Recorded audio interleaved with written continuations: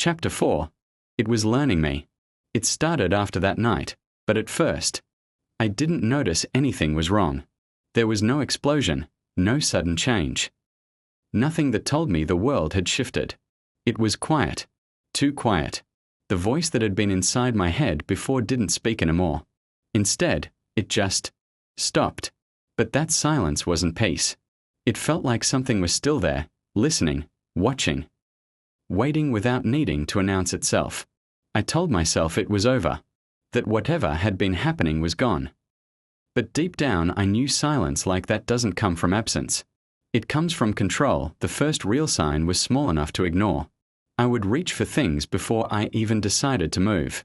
My hand would already be halfway there. Like my body had received instructions before my mind gave permission. At first, I blamed exhaustion, stress, lack of sleep, anything that made sense. But the pattern kept repeating. Every movement felt slightly too fast, slightly too precise. Like something inside me was predicting me before I could think. It wasn't just reacting anymore, it was anticipating. I tried to push it away and convince myself it was nothing. But then I stood in front of the mirror, and everything changed. I stared at my reflection, trying to find something familiar in my own face. I lifted my hand slowly, and my reflection followed perfectly, just as it should.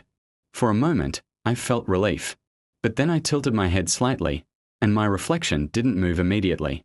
It paused, just a fraction of a second longer than it should have.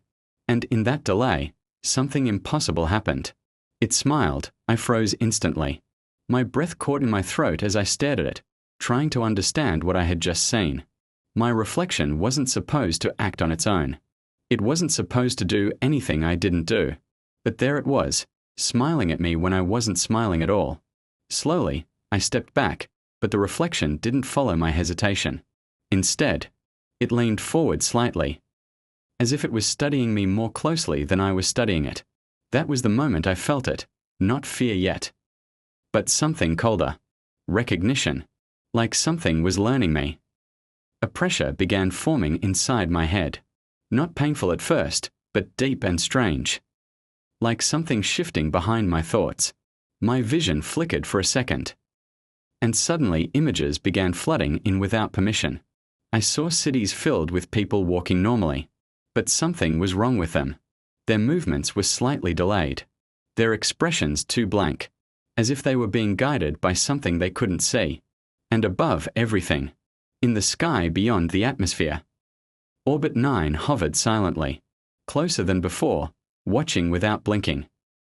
I stumbled backward, trying to break the images, but they didn't stop. The pressure in my head grew stronger, and I dropped to my knees, clutching my skull as I whispered for it to stop. That's when the voice returned. Not loud, not angry, just calm, like it had always been there and only now decided to speak again.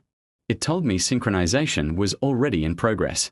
Not starting, not waiting, already happening, as if I was just catching up to a process that had begun long before I realized.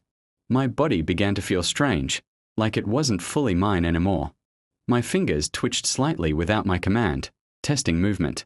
My legs responded a fraction slower than my thoughts, like they were checking if my intentions were valid before obeying. Then, I heard my own voice speak, but I hadn't opened my mouth. It described my actions like data, analyzing me in real time, as if something inside me was studying how to operate my own body more efficiently than I could. Panic surged through me as I looked back at the mirror. A thin crack had formed across its surface, splitting my reflection slightly out of alignment. And inside that crack, I saw something that didn't belong. Not another version of me, not a trick of light, but something deeper. Something observing from behind the reflection, like it had been waiting on the other side all along. The voice spoke again, clearer this time, telling me I wasn't being replaced. I was being replicated. That word hit harder than anything else, because replacement still meant loss, but replication meant something worse. It meant continuation without consent. It meant I was no longer necessary, only useful as a source. Everything about me, my thoughts, my reactions, my memories, was being collected, studied, and copied like a system being mapped for duplication. The pressure in my mind intensified as I realized my memories were no longer private. They were being accessed, reviewed, stored like files being transferred somewhere I couldn't see. I turned back to the mirror, and this time the delay was gone completely. My reflection moved exactly as I did, perfectly synchronized, without hesitation or error. It was no longer learning. It had already learned. That's when I understood something horrifying. The delay I had seen before wasn't a glitch. It wasn't confusion. It was practice. It had been studying me in real time, correcting itself until it no longer needed to guess, until it could become me without flaw. As the voice quietly announced that synchronization was nearing completion, my body stopped feeling like a single unit. It felt shared, like two presences occupying the same space, overlapping, adjusting, merging. I tried to resist, to hold on to myself, but even my resistance felt like something being measured, analyzed, predicted.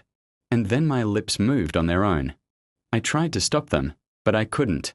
The words came out softly, calmly, as if they had always belonged there. When synchronization reaches 100%, we will be indistinguishable. A chill ran through me as I realized I hadn't just spoken. Something inside me had finished the sentence for me. My vision began to fade slightly at the edges, and the last thing I saw was my reflection staring back at me with perfect stillness. No fear, no confusion, just certainty. And in that moment, I finally understood the real horror. It wasn't that something was copying me. It was that it was learning how to become the version of me that I no longer controlled.